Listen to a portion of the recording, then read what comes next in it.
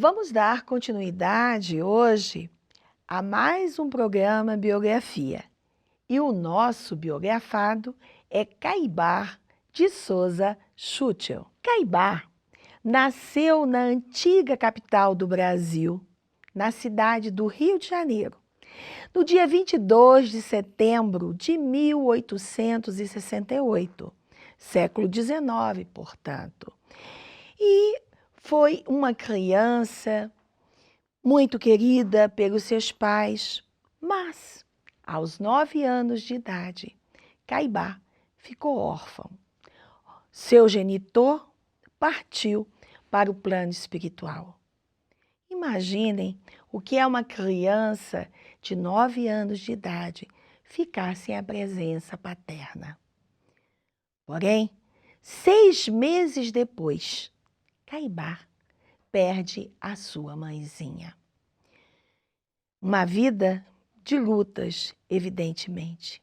Porém, como a providência divina não desampara ninguém, o seu avô paterno, Henrique Schuttel, resolveu ficar com a criança. E aí, o matriculou no Colégio Nacional e logo depois o matriculou no Colégio Dom Pedro II, que teve o privilégio de ter na sua escola uma pessoa extremamente inteligente. Ali estudou durante 2 anos. Mas, aos 17 anos de idade, Caibar, espírito muito independente, resolveu abandonar os estudos. E aí, buscou emprego. O seu primeiro emprego foi como prático em farmácia. E, como já trazia bagagem de outras vidas, evidentemente, se sobressaiu, se tornando um nome a ser respeitado. Porém, Caibar, um espírito que buscava novos horizontes, novos conhecimentos, deixa a cidade do Rio de Janeiro e vai para o interior de São Paulo. Depois nós vamos entender por que Caibar de Souza Schuttel é chamado o bandeirante do espiritismo. Ele segue para São Paulo, para o interior de São Paulo. E aí começa a sua trajetória paulista em Piracicaba. Depois, ele segue para Araraquara. Então, Caibar adquire uma pequena propriedade em Araraquara. E, é claro, ele precisava subsistir. Tornou-se um pequeno agricultor. Um pequeno agricultor que cultivava verduras e frutas. Porém, em 1895, Araraquara é acometida de um surto de febre amarela. Nós sabemos quais são os problemas terríveis que uma febre amarela, um surto, pode trazer. Caibar, muito experiente, com seus conhecimentos de farmacêutico prático, ele ajudou muito a essa população, inclusive medicando-os, aqueles pacientes enfermos. Porém, ele não se aquietava, ele não ficava quieto. E 1 ano depois, ele deixa Araraquara e vai para a cidade de Matão. Só que nessa época, gente, Matão era um pequeno vilarejo, era uma vila. E Caibar resolve, chegando ao vilarejo, fundar a primeira farmácia. Imaginem, um vilarejo que na época não tinha farmácia, tem a sua primeira farmácia.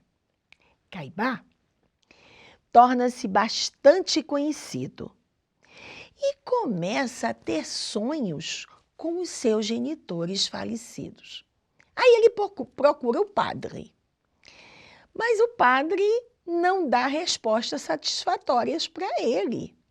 Cansado daquelas explicações, Caibá procura um amigo chamado Manuel Calixto. Só que, detalhe, Manuel Calixto era espírita.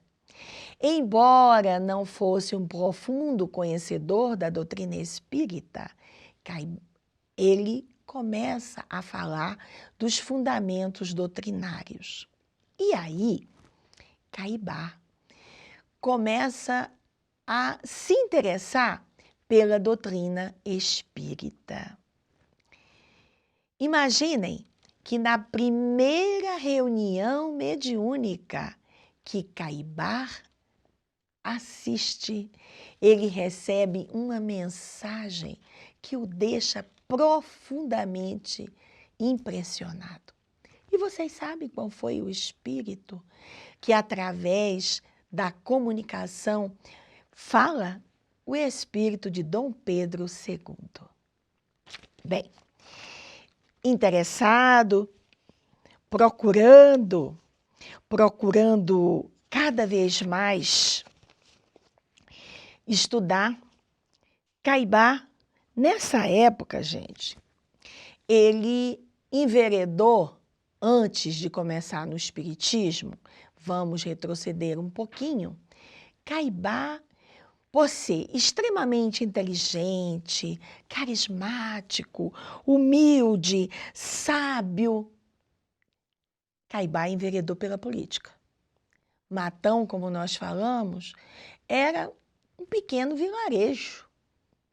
E aí, neste vilarejo, nós vamos dar um pequeno intervalo e depois recomeçaremos falando o que aconteceu nesse pequeno vilarejo.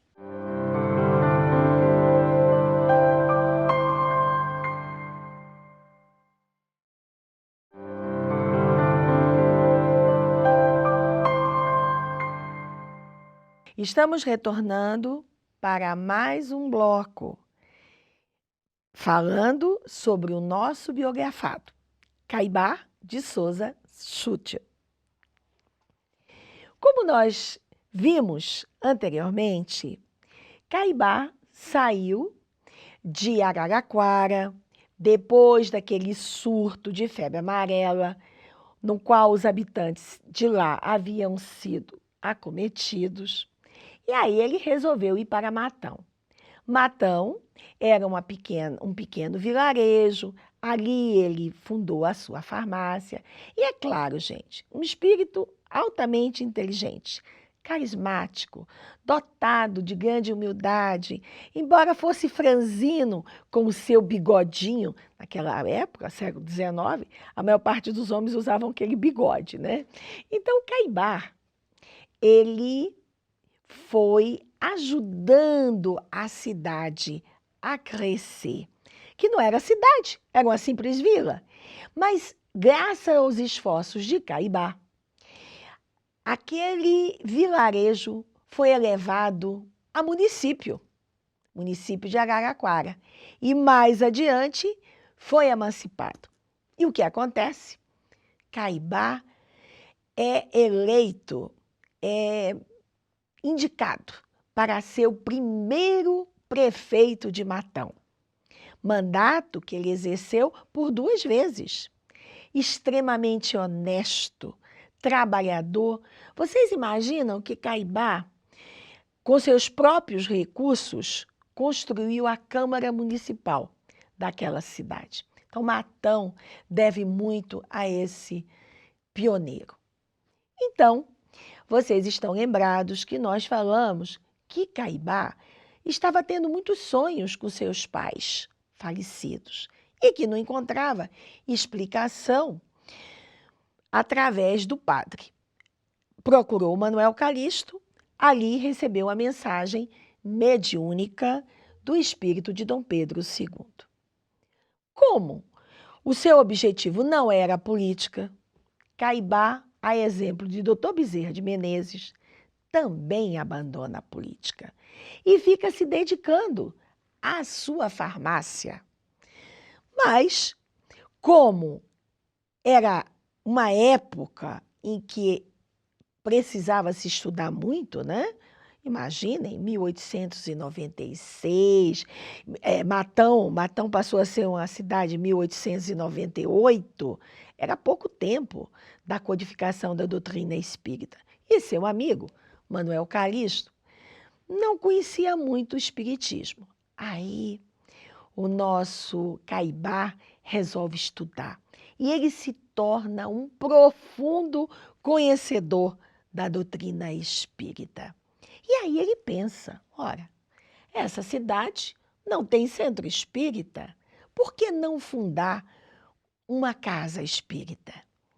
No ano de 1905, Caibá Chútil funda a primeira casa espírita de Matão, o Centro Espírita Amantes da Pobreza. Agora vocês imaginam, né, gente? Início do século XX. Os católicos da cidade e um padre. Ainda bem que hoje em dia nós temos o nosso Papa Francisco, né? Papa realmente extremamente carismático. Mas naquela época, o padre lá daquela cidade era extremamente radical e reacionário. E vocês sabem qual foi a campanha que o nosso irmão fez? Primeiro, boicotem a farmácia de Caibá. E segundo, vamos fechar o centro espírita. E aí, ele se apoiou em alguns irmãos equivocados, reacionários como eles, católicos, e buscou o delegado. Disse, vamos fechar o centro espírita. Só que aí, Caibá Chútil se baseou na Constituição de 1891 e foi para a praça pública para fazer o seu discurso. Vocês lembram que ele tinha sido prefeito 2 vezes daquela cidade. E aí, pouquíssimos escutaram seu discurso, mas o aplaudiram, porque ele estava certo. Todos nós temos o direito, a liberdade de optar por uma religião. E aí, Caibá realmente conseguiu que o Centro Espírita Amantes da Pobreza continuasse o seu trabalho de divulgação.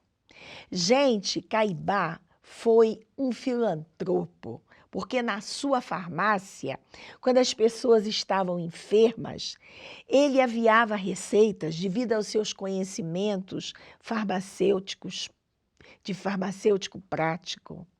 Ele também dava a medicação gratuitamente.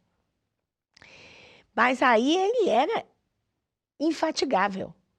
Na verdade, ele é infatigável como espírito imortal. E resolveu fundar um jornal, o jornal O Clarim, que temos até hoje na cidade de Matão. Então, Caibá divulgou doutrina espírita através de programas de rádio, através de livros, através de palestras, através do seu comportamento, da sua ação no bem. Ele amava os pobres, era o grande objetivo da vida de Caibá Chútil. E aí, 20 anos depois, vocês sabiam? É uma curiosidade que talvez muita gente não saiba. Ele fundou a Revista Internacional do Espiritismo, 20 anos depois. Meus amigos, esse espírito de grande humildade, de grande inteligência, de grande sensibilidade, tinha diversas faculdades mediúnicas. E a que ele mais educou, mais desenvolveu, foi a psicografia. Então, também possuidor de uma larga intuição, Caibá nos trouxe muitos livros. No nosso próximo intervalo, nós iremos citar alguns livros que Caibá Chútil escreveu.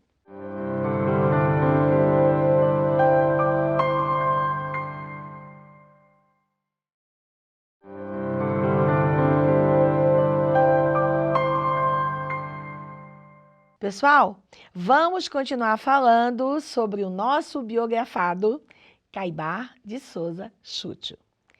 Como vimos, Caibar possuía o dom da escrita. A sua vida, gente, não foi fácil, não. Foi cheia de percalços, de árduas lutas, de muito trabalho, mas espírito incansável, ele não desistia, ele seguia em frente. E aí, nós vamos ler para vocês alguns livros que foram publicados e ainda estão na praça, diversos títulos. As principais obras são editadas pela editora Casa e pela editora O Clarim.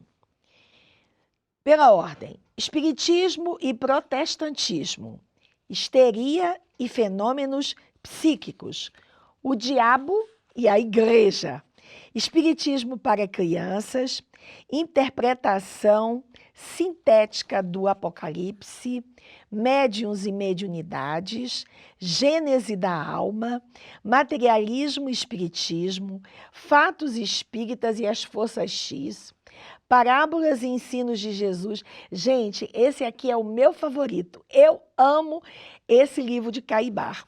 O Espírito do Cristianismo, A Vida no Outro Mundo, outro livro interessantíssimo. Vida e Ato dos Apóstolos, Preces Espíritas, Conferências Radiofônicas, O Batismo. Agora, vocês lembram que nós falamos que Caibar recebeu o apelido de o bandeirante do Espiritismo. Ele recebeu esse apelido porque ele foi um desbravador, ele foi um divulgador da doutrina espírita. Ele levou a doutrina espírita que tinha sido recentemente codificada por Kardec ao interior do Brasil. Esse espírito incansável desencarna tão jovem, muito jovem, porque nós sabemos que a longevidade do brasileiro aumentou muito, né? Nesses últimos anos. E quem vai desencarnar perto dos 70 ainda é um garoto. Nós costumamos brincar nos seminários, em salas de aula e às vezes nas palestras, que hoje em dia a gente só considera idoso a pessoa depois dos 85 anos de idade. Porque a gente vê nas nossas academias os vovôs, os bisavôs malhando não apenas o corpo, porque isso não é nem estética, gente. É benefício para a saúde, para os ligamentos, para os ossos, para o cérebro. E aí o que acontece?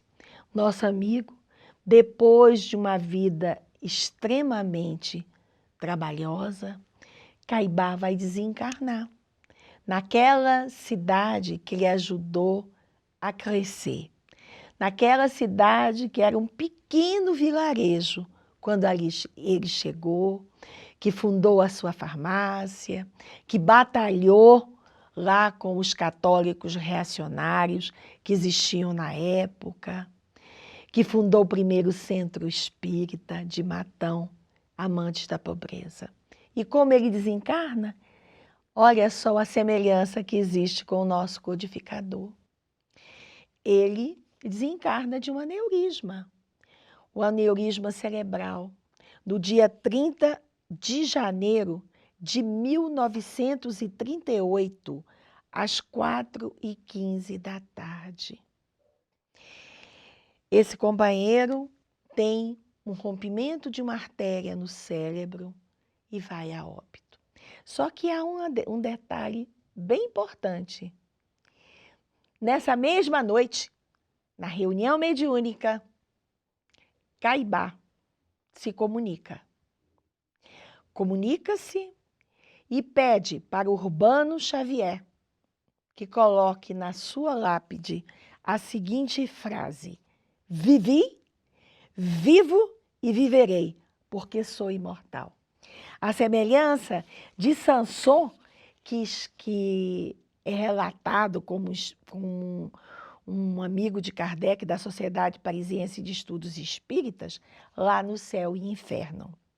E não vamos esquecer que ele também teve uma comunicação do seu pai, através de uma psicografia, demonstrando a imortalidade do espírito. Caibá, pessoal, permanece trabalhando na espiritualidade. Nós sabemos que a desencarnação é apenas uma mudança para outro plano. A gente fica com um corpo mais leve, não é verdade? E aí, gente, agora Caibá continua trabalhando em prol da doutrina espírita, não apenas aqui no Brasil, mas pelo mundo. Atualmente, ele é dirigente da cidade espiritual, da colônia espiritual Alvorada Nova. Todo mundo conhece nosso lar, né? Agora, quem não conhece, vai conhecer Alvorada Nova. Há um livro que é psicografado por Abel Gleiser, e aí se traz detalhes dessa colônia espiritual. Manuel Filomeno de Miranda, na psicografia de Divaldo Pereira Franco, ele faz referência também a essa colônia. E como não poderia deixar de ser, meus amigos, a gente vai trazer uma pequena psicografia do nosso biografado de hoje. Ela foi psicografada por Wagner da Paixão durante o encerramento do 15º Congresso Espírita de São Paulo, em Franca, promovido pela União das Sociedades Espíritas, no dia 1º de janeiro de 2012, onde ele diz: pensar o conteúdo doutrinário para sentir Jesus em retorno ao nosso convívio representa utilidade e valor para beneficiar toda a humanidade. Espiritismo é o clarim matinal que anuncia a hora da regeneração tão aguardada e, sob seus auspícios reveladores, a sabedoria e a doçura em expansão. Fraternidade, que é o amor em expansão, como raidoso sol, a todos alcança, para efetiva libertação de nosso globo. Urge, por consciência e dever moral, formarmos fileiras de entendimento e aplicação cadenciada do que nos oferece a doutrina do Consolador. Firmeza de ânimo, que caracterize um genuíno idealista. Sentimento solidário, que enalteça os planos do bem, então concebidos pelo adepto. Lealdade aos fundamentos da verdade codificada por princípio de segurança e valor. Espíritos. Irmãos, o Espiritismo é o Consolador, abrigando-nos em caridade e paz. Todavia, necessita de nossas mãos para que íntegro e benfeitor alcance as comunidades. Caridade e paz. Alcance essas comunidades das choupanas singelas e geralmente violentas aos palácios, de onde promanam as decisões de ordem e governança do mundo. Mãos à obra, com Jesus e Kardec. E aí, nós encerramos mais um programa de hoje. Esperamos que vocês tenham gostado do nosso biografado, esse grande bandeirante, Caibá de Souza Chútil.